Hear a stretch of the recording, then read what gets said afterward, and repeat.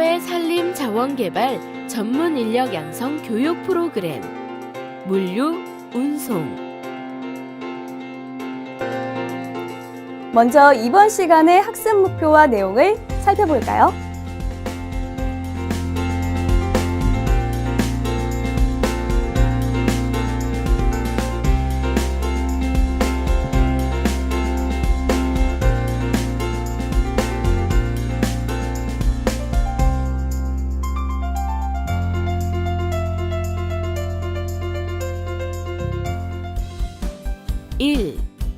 현지 내륙 운송 과정입니다.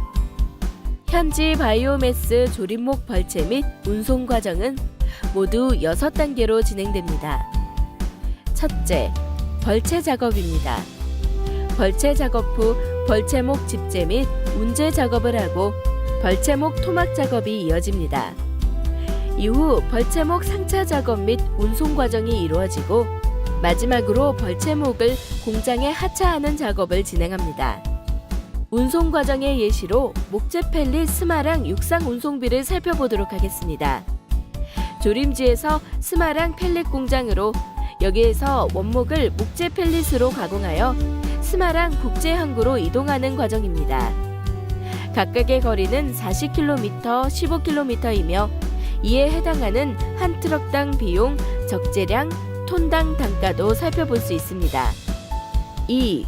남미 지역 하상, 해상, 운송 과정입니다. 아르헨티나 목재의 주요 운송 경로는 육로, 하상, 해상을 거치는 것과 육로에서 바로 해상으로 나가는 것이 있습니다. 그럼 구체적인 하상 운송 사례를 볼까요? 코리엔테항은 파라과이 남동부와 아르헨티나 중북부를 연결하는 연결부에 있습니다. 코리엔테항은 파라과이 및 아르헨티나 북부 물동량을 부에노스아이레스, 몬테비데오, 로사리오 항에 연결해주는 역할을 하고 있는데요. 주요 물품은 석탄 및 목탄, 원목, 마테차, 가죽제품 등입니다. 선적 능력은 하루 300컨테이너 대비 5% 정도밖에 운영이 되고 있지 않은데 이는 아르헨티나 내부 경제 불만의 요인이 큽니다. 다음은 선적을 대기 중인 원목과 석탄, 목탄의 모습입니다. 수출 원목은 팔라산토라는 수종인데요. 이것은 아르헨티나 차코 지역 천연림에서 산출되는 고가의 원목입니다. 컨테이너를 사용하여 중국에 수출되고 있습니다. 참고 사항으로 유칼립투스 및 소나무 제재목의 경우 공책 환율과 암 환율 사이의 괴리로 내수 가격이 수출 가격보다 높아서 수출이 급감하고 있는 추세입니다. 코리엔테항에서 출발한 컨테이너, 그리고 육상 운송으로 운송된 수출 목제품은 부에노스아이레스 항에 직결합니다. 이 항구는 아르헨티나 동부에 있는 항구이며 그 중에 엑소간 터미널은 최첨단 장비를 구비한 터미널로 4개 터미널 중 가장 큰 것입니다. 선적 능력은 6000TCE 정도이며 제재목 선적도 빈번히 이루어집니다. 우루과이 목재의 주요 운송 경로는 육로에서 해상의 몬테비데오 항으로 이동하는 것과 육로에서 하상을 거쳐 해상의 몬테비데오 항으로 가는 방법이 있습니다. 내륙 운송길과 주요 항구도 함께 살펴보세요. 샨디 물류센터는 몬테비데오 항에서 14km 거리에 있으며 운반선 입항 시 컨테이너가 즉시 이동하게 되어 있습니다. 사진에 보이는 수출용 원목은 유칼립투스 그란디스이며 최소 직경 25cm 이상입니다. 수출용 원목 절단면이 붉은 이유는 수출 중 건조를 방지하기 위하여 특수 페인트가 칠해집니다. 원목의 적재는 한 개 컨테이너당 20m/s 세제곱 수준이고 과다 무게로 컨테이너의 60에서 70% 수준으로 적재합니다. 유칼립투스 그란디스의 수출 원목의 원산지는 우루과이 중동부 지역이고 수출지는 베트남, 인도, 중국이며 가격은 프리온 보드 가격 기준 US 달러당 130m/s 세제곱 수준입니다. 참고로 FOB, 프리온 보드는 판매자가 선적항에서 지정된 물품의 적재를 끝마칠 때까지의 비용 및 책임을 진다는 계약입니다. 우루과이 해상 운송이 이루어지는 몬테비데오 항은 플라타 강과 대서양 경계부에 위치하고 있습니다. 이 항구는 우루과이 육상도로가 집중되어 많은 물동량이 집중되는 곳입니다. 농작물 수출 시기에 수출량이 집중되어 선적과 출항이 지연되는 경우가 있습니다. 증축이 추진되고는 있으나 도심에 위치하고 있어서 확장에 제한적인 면이 있습니다. 3. 목재 제품의 수입 절차입니다. 목재 제품의 수입 절차의 첫 단계는 수입 대상 제품 임업진흥원 시험 성적서를 발급받는 것입니다. 그 다음으로는 수입 신고, 선적, 통관, 운송이 이루어집니다. 목재 제품의 규격, 품질 검사 절차에서 생산자와 수입자는 규격, 품질 검사를 신청합니다. 진흥원은 이러한 신청 서류를 접수하고 시료를 분석한 뒤 생산 수입자에게 결과를 통지하여 품질 표시를 실시하게 합니다. 이와는 별도로 산림청은 유통제품 시료를 채취해서 진흥원에 품질 검사를 요청하고 이 품질 검사를 근거로 하여 결과 알림을 실시하고 행정 조치를 하게 됩니다. 우드 펠릿의 수입 절차에 앞서 목재 제품의 소개입니다. 먼저 우드 펠릿이란 유해 물질에 의해 오염되지 않은 목재를 압축 성형하여 생산하는 작은 원통 모양의 표준화된 목질계 고체 바이오 연료를 말합니다. 목재 제품의 종류로서 목부 펠릿, 수피 펠릿, 일반 펠릿이 있습니다. 참고하시기 바랍니다. 다음은 목재 펠릿 표시 예시 및 규격, 품질 기준에 대한 사항을 확인하시고 참고하시기 바랍니다. 목재 제품 중에서 우드 펠릿의 수입 절차를 살펴보도록 하겠습니다. 먼저 품질 검사 실시 후 결과서가 발급됩니다.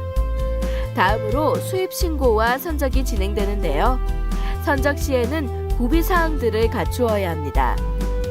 참고로 FSC는 국제산림관리협의회의 약자입니다. 선적 시 운반선은 컨테이너 화물선으로 총 물동량에 따라 운반선의 크기가 달라집니다. 펠릿은 분진이 많아서 클리닝 비용이 추가 발생합니다. 통관 시 세관장 확인 사항도 살펴볼까요? 먼저 국립식물검역기관장에게 신고하고 식물방역관의 검사를 받아야 합니다. 폐기물관리법에 의해 아래의 것은 유역환경청장 또는 지역환경청장에게 신고 확인을 받아야 수입 가능합니다.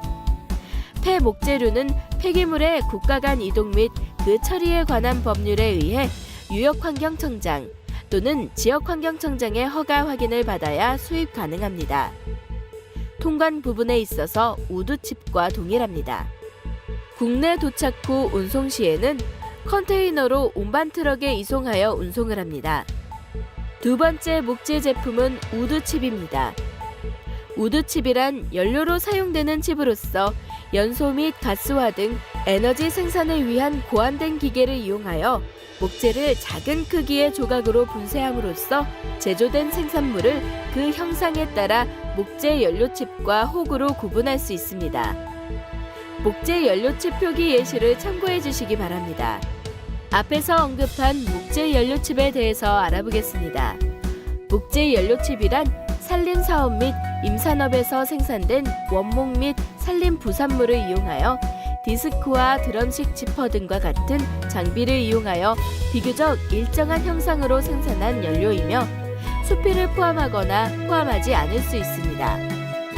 호그는 롤러, 해머 등과 같이 분쇄면이 무딘 장비를 이용하여 생산한 부정형의 목재칩으로서 목재 연료칩에 비하여 너비, 길이 및 두께가 일정하지 않은 연료 형상을 취합니다.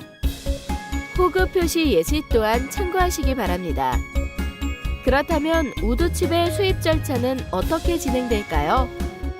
먼저 수입 대상 제품에 대해 임업진흥원 시험 성적서가 발급됩니다.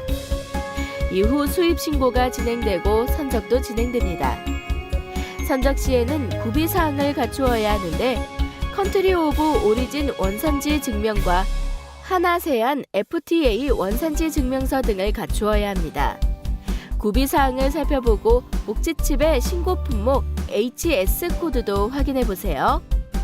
또한 선적 시 컨베이어 벨트 선적은 우드칩 물량이 많고 선적 횟수가 많을 때 사용합니다. 컨베이어 벨트 등의 시설이 없는 사업 초기의 경우 스틸박스를 개조하여 사용하는 방법이 있습니다. 통관 시 세관장 확인 사항도 살펴볼까요?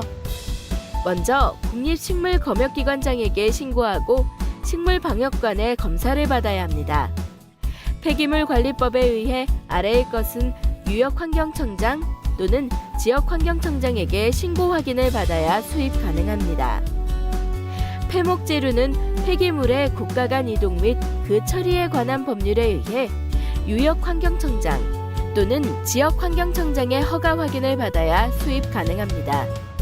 통관 부분에 있어서는 우드 펠릿과 동일합니다. 운송 시에는 벌크로 국내 반입을 한 뒤 덤프트럭 등 상부가 개방된 트레일러 등을 이용하여 운송합니다.